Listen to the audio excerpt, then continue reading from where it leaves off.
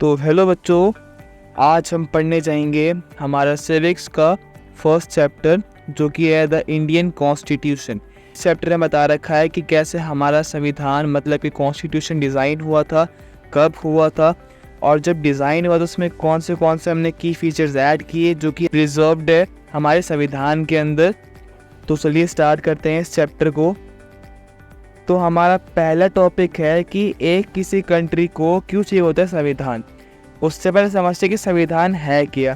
तो बेसिकली संविधान क्या है, एक ऐसी रूल बुक जिसमें लिखे हुए हमारे सारे लॉज, प्रिंसिपल्स और जो भी हमें ड्यूटीज़ करनी है सब लिखा हुआ है उसके अंदर, ताकि जो इंडिया में इंडियंस रह रहे हैं वो लोग उसे फॉलो करें। अगर फॉलो नहीं करेंगे तो देन उन्हें कोई ना कोई पनिशमेंट भुगतनी पड़ेगी।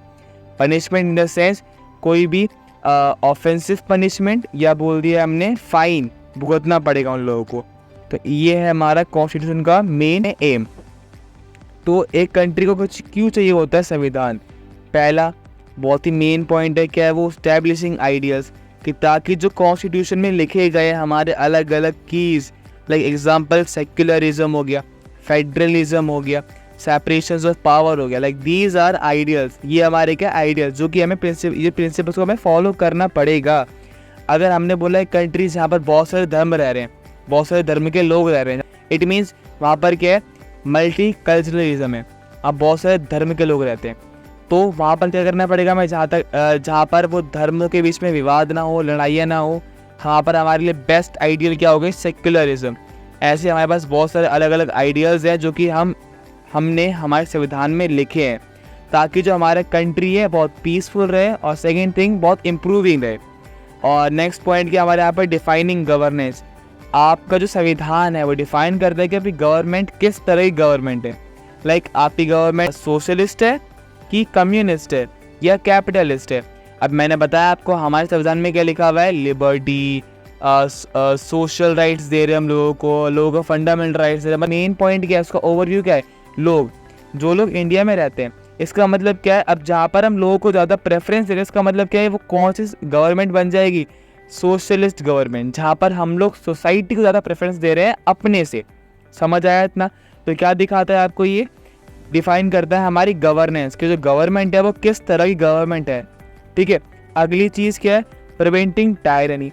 अब टायरनी क्या होता है, एक ऐसा बोल दिया हमने फोर्स जो कि कौन करते हैं, मेजॉरिटी करती है। अब इन डेमोक्रेसी क्या होता है, जो संविधान है हमारा वो प्ले करता है बहुत ज़्यादा क्रूशियल रोल क्या करने के लिए, जो लोग ज़्यादा ग्रुप में होते हैं। एग्जाम्पल के लिए बोल दिया हमने एक ऐसा ग्रुप जो कि क्या है, बहुत गलत चीज़ को प्रमोट कर रहा है। एग्जाम्पल जो हमारे इंडिया में अलग अलग मूवमेंट हो रहे हैं, अलग सेपरेटिस्ट मूवमेंट हो रहे हैं हमारे इंडिया को अलग करने के लिए। अब वो लोग क्या है, ग्रुप है, मेजॉरिटी है जो क्या कर रही है, फोर्स कर रही गवर्नमेंट को क्या करने के लिए, सेपरेट करने के लिए, वो स्टेट को या बोल दिया स्टेट को अलग बनाने के लिए, अलग फॉर्म करने के लिए। तो गवर्नमेंट करती क्या, उसके पास अधिकार है, या बोल दिया जो संविधान है उसके अकॉर्डिंग जो भी इंसान, जो भी मेजॉरिटी वाला ग्रुप है, वो भी अगर कुछ भी काम ऐसा करता है या फिर कुछ भी ऐसी डिमांड करता है जो कि हमारी कंट्री के अगेंस्ट में जा रही है या किसी भी चीज़ को उससे हार्म पहुंच रहा है, तो हमारा संविधान उसको रोकता है, उसको लिमिट करता है, उसको ख़त्म करता है। ठीक है, तो इसलिए क्या है, संविधान हमारा बहुत ज़्यादा इंपॉर्टेंट है किसी भी कंट्री के लिए। चलिए नेक्स्ट टॉपिक पढ़ते हैं। नेक्स्ट टॉपिक क्या हमारे पास, हाँ जी, की फीचर पढ़ने आ रहे हैं हम लोग। आपके की फीचर क्या हमारे संविधान के, तो पहला है फेडरलिज्म। इसका मतलब है कि डिवीजन ऑफ पावर, हम यहाँ पावर को डिवाइड कर रहे हैं अनइक्वली। अब आपको पता है कि हमारी कंट्री में क्या है, अलग अलग लेवल पे गवर्नमेंट चुनी जाती है। एग्जांपल बोलते हैं डिस्ट्रिक्ट गवर्नमेंट, जिसे हम लोकल गवर्नमेंट बोलते हैं, स्टेट गवर्नमेंट हो गया और सेंट्रल गवर्नमेंट हो गया। तो अब इसे बोलते हैं डिवीजन ऑफ पावर, कि हमने करा क्या, सेंट्रल गवर्नमेंट का ज़्यादा बर्डन ना आए उनके ऊपर, ज़्यादा भार ना आए उसके ऊपर, हमने कर क्या दिया, उसको डिवाइड कर दिया पावर्स किसके अंदर, बाकी अलग दो लेवल गवर्नमेंट के अंदर। अब दो कौन से लेवल है, central government, state government, local government.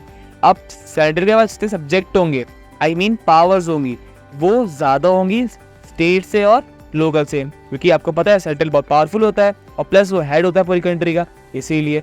अगली चीज़ जो स्टेट लेवल है उसके पास कम पावर होगी, सेंट्रल से ज़्यादा पावर किससे होगी, लोकल से।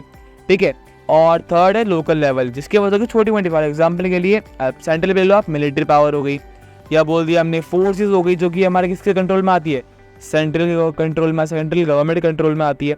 अगली चीज़ स्टेट को, अब हमने बोला कि हाँ स्टेट में क्या प्रॉब्लम चल रही है हमारी बहुत ज़्यादा, जैसे कि दंगे चल रहे हैं, ये हो रहा है, वो हो रहा है, तो वहाँ पर कौन रुकवाएगा दंगों को, या वहाँ पर जो वायलेंस चल रहा है उन्हें कौन स्टॉप करवाएगा? स्टेट। तो ये क्या है, हमारा सब्जेक्ट है वन ऑफ द किसके पास, स्टेट के पास। लास्ट कौन सा हमारे पास, एमएलए या बोलते हैं लोकल गवर्नमेंट, जिसके पास आती है ऐसी पावर जो कि लोकली हम कंट्रोल करते हैं। एग्जाम्पल, हमारे यहाँ पानी नहीं आ रहा है तो हम किसके पास जाएंगे, हमारे एमसीडी वालों के पास। अब उसका कंट्रोल, वो जो कंट्रोल कौन कर रहा है उसको, हमारे एमएलए कर रहे हैं, लाइक लोकल गवर्नमेंट कर रही है। तो ऐसी छोटी छोटी पावर्स हैं वो किसको दे रखी है हमने, लोकल्स को दे रखी है। मतलब कि जो एमएलए है उन्हें दे रखी है। सीएम के पास ज़्यादा पावर है एमएलए से, और जो कौन है पीएम लाइक सेंट्रल गवर्नमेंट, उसके पास सबसे ज़्यादा पावर होगी। इंडिया में 3 लेवल पे अपने गवर्नमेंट डिवाइड कर रखी है, बट मैक्सिमम क्या होता है, ज़्यादातर अलग अलग कंट्रीज़ में 2 लेवल पे डिवाइड होती है, सेंट्रल और स्टेट। इसे बोलते हैं हम फेडरलिज्म। समझ आया यहाँ तक? तो अब हम पढ़ेंगे यहाँ पर कि इंडिया में किस तरह का फेडरलिज्म फॉलो करते हैं हम लोग। तो इंडिया में करते हैं हम लोग क्वाजी फेडरलिज्म फॉलो। इसको आप एक और नाम बोल सकते हो, उससे बोलते हैं हम लोग होल्डिंग टुगेदर फेडरलिज्म। इसका मतलब क्या है कि हमारे इंडिया में क्या है, बहुत सारे स्टेट्स हैं, है ना, और बहुत सारे यूटीज़ भी है। तो हमारी कंट्री हमारी वो क्या है, बहुत ज़्यादा डिवाइड कंट्री है, जहाँ पर बहुत सारे स्टेट्स भी है और यूटीज़ भी है। मतलब कि डिवाइड हो रखा है बहुत ज़्यादा पार्ट में, बट फिर भी एक हो रखा है। इसका मतलब क्या है, अलग अलग स्टेट्स होने के बाद भी हमने आपस में एक दूसरे को होल्ड कर रखा है, लाइक हम साथ में हैं, तो वो होल्डिंग टुगेदर फेडरलिज्म माना जाएगा। समझ आया इतना? तो इंडिया में क्या फॉलो करते हैं हम लोग, होल्डिंग टुगेदर फेडरलिज्म फॉलो करते हैं। नेक्स्ट पॉइंट क्या हमारे पास, पार्लियामेंट्री सिस्टम। अब इसमें क्या होता है, हमारा पार्लियामेंट गारंटी देता है किसी चीज़ की, पीपल को, कि हाँ आप जो बोलोगे हम वो बोलेंगे किसको, गवर्नमेंट को करने के लिए। एग्जाम्पल के लिए गवर्नमेंट ने बोला पार्लियामेंट ने एक लॉ बना दिया, ठीक है। अब पार्लियामेंट में बैठ रही मीटिंग किसकी, बोल दिया हमने लोकसभा की और राज्यसभा की, जहाँ पर हमारे पीएम सीएम एमएलए सब आएंगे, एमपीज भी आएंगे। तो क्या होगा, वहाँ पर हमारे पार्लियामेंट क्या बोलेगा, वहाँ पर डिस्कस करेगा अपनी प्रॉब्लम्स के बारे में, कि हाँ भाई किस किस स्टेट में या किस किस यूटीज़ के अंदर क्या क्या प्रॉब्लम्स चल रही है, ताकि वो लोग साथ में आके वहाँ पर प्रॉब्लम्स का हल या सॉल्यूशन निकाल सके या उसको सॉल्व कर सके। और सेकेंड थिंग क्या है, पार्लियामेंट्री क्या करता है हमारे यहाँ पर, हमें एक हेल्प करता है क्या करने के लिए, हमें देता है राइट, अधिकार। किसको देता है हमारा राइट, ये सिर्फ और सिर्फ उन लोगों जो क्या अडल्ट है हमारी कंट्री के अंदर, राइट 18+ इनकी एज है, उन्हें मिलता है एक अधिकार, यूनिवर्सल अडल्ट सफरेज। मतलब कि जो वो लोग बोलेंगे वही सेम कौन गवर्नमेंट करेगी।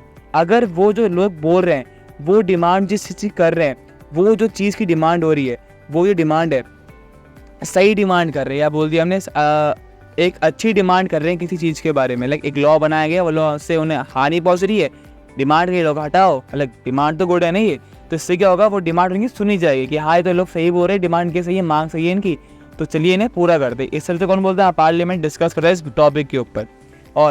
और जो भी हमारी कंट्री में होता है किसके कंसेंट से होता है, वो हमारी कंसेंट से। हम बोलेंगे तो वो होगा, अगर हम चाहते हैं वो करना तो। समझ आया इतना?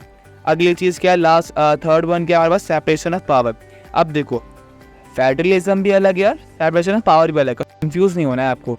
सेपरेशन ऑफ पावर में क्या है, हमारे पास 3 अथॉरिटी डिवाइड कर दी हमने, 3 अलग क्या हमारे पास अथॉरिटीज़ है, या बोलते हैं इंस्टीट्यूशन, जहाँ पर हम क्या कर रहे हैं, यहाँ पर हमने उनकी पावर्स कर दी सेपरेट।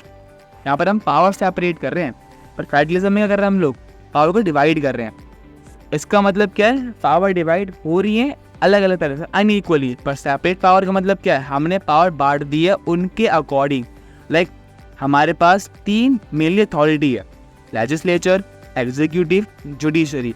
तो जो फर्स्ट वन है हमारे पास लेजिस्लेचर, उसके पास पावर है लॉ मेकिंग की, लॉ को प्रिपेयर, लॉ को बनाने की, ठीक है। जो हमारी फर्स्ट अथॉरिटी है लेजिस्लेचर है, उसके पास पावर है लॉ बनाने की, तो हमने जिसको एक अलग पावर जो कि वो अलग से परफॉर्म करेगा। Second one is executive. अब जो एग्जीक्यूटिव है उसका काम क्या है, लॉ जो बनाया गया है किसके द्वारा, फर्स्ट अथॉरिटी के द्वारा, उसे लागू करना, उसे एग्जीक्यूट करना। क्योंकि होता क्या है, जो लोग हमारे इंडिया में रहते हैं उन्हें पता ही नहीं कौन सा लॉ बनाया गया है, तो इन्हें काम किया लॉ से लोगों को अवेयर भी कराते कि हाँ ये नया लॉ बनाया गया है, और सेकेंड थिंग क्या है, लॉ से बताते हैं लोगों को कि हाँ ये लॉ है, कृपया करके आप इस लॉ को जो बनाया गया है उसको उल्लंघन नहीं करना, उसको आपको डिसओबे नहीं करना है। दोनों अथॉरिटी में पावर क्या क्या है, पहले के पास लॉ बनाने की है, और जो सेकंड अथॉरिटी उसके पास पावर कौन सी है, लॉ को एग्जीक्यूट, लॉ को लागू करने की पावर, उसे इम्प्लीमेंट करने की पावर है। अब तो थर्ड वन लास्ट अथॉरिटी, उसका नाम क्या है, जुडिशरी, मतलब कि न्यायपालिका। अब इसका काम है न्याय करना, मतलब कि जस्टिस दिलाना। अब तीनों की पावर क्या अलग अलग है। अगर लॉ नहीं बनेगा तो लॉ लागू नहीं होगा, अगर लॉ लागू नहीं होगा तो जो जुडिशरी कर रही है, लोगों को न्याय दिला रही है, तो वो न्याय दिला पाएंगे? नहीं दिला पाएंगे। समझ क्या है आपको इससे कि जो तीनों में क्या बन रहा है, यहाँ पर एक ट्रायंगुलर रिलेशन बन रहा है। इसका मतलब क्या, अगर इन 3 अथॉरिटीज़ में से किसी भी एक अथॉरिटी ने काम करना बंद कर दिया तो जो अथॉरिटीज़ है क्या हो जाएंगी, वो डिज़ोल्व हो जाएंगी। क्या हो जाएंगी, वो डिज़ोल्व हो जाएंगी। समझ आया इतना। और ये हमारा हेल्प भी करती है बैलेंस ऑफ पावर, मतलब पावर को बैलेंस करने में भी हेल्प करती है। तो आज हमने क्या क्या पढ़ लिया, हम लोग संविधान पढ़ लिया। संविधान क्या होता है, सेकेंड थिंग संविधान क्यों चाहिए होता है किसी भी कंट्री को, और लास्ट पढ़ा हमने अभी की फीचर्स इसके हमारे संविधान के, कि क्या क्या पढ़े हमने, डिफाइन कर लिया उसको अच्छे से कि हाँ कैसे कैसे हमारे इंडिया में लागू हो रखा है सब कुछ। तो आज के लिए हम इतना ही पढ़ते हैं। तो जब तक के लिए टाटा बाय बाय।